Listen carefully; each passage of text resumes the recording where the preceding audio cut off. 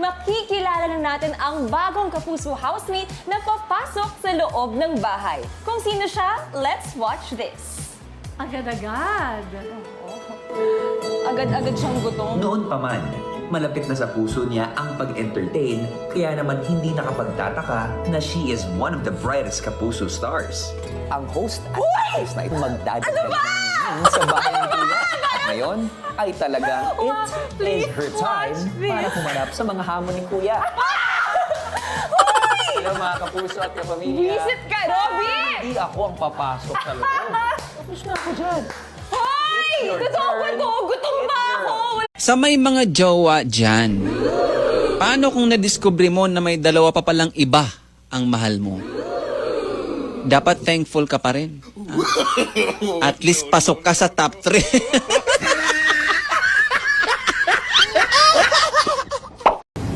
Selfish na ba talagang piliin ko naman yung sarili ko ngayon? Pero paano ako? Tayo. Di ba simula pa lang, alam mo naman aalis na ako. Hindi naman ako nagkulang na sabihin sa'yo yun di ba? So hindi ako enough para baguhin ang isip mo? Sabi mo noon, kung hanggang saan lang yung kayang ibigay ng panahon, di ba? So lahat ng ginagawa ko para maling ka. Lahat ng binibigay ko is not enough to make you stay. So lahat na itong ginawa mo yan para pilitin akong piliin ka? I give you all the love that I have because I love you. Kung mahal mo ako, bakit pinapapili mo ako? Kung mahal mo ako, bakit hindi ako ang piliin mo, Joy? Ethan, ngayon ko lang pipiliin yung sarili ko. Kailangan ko subukan. I just want you to give me the chance. Mabalik din naman ako eh. Paano kung sa chance na yun mawala ka?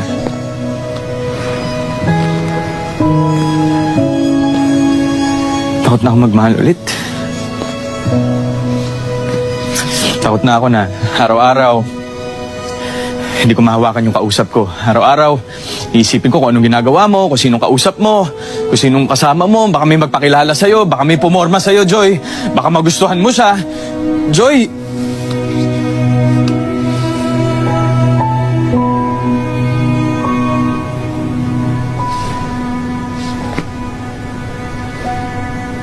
Joy, takot na ako magmahal tapos maiwan ulit. Ethan, don't you trust me enough? Can't you love me enough?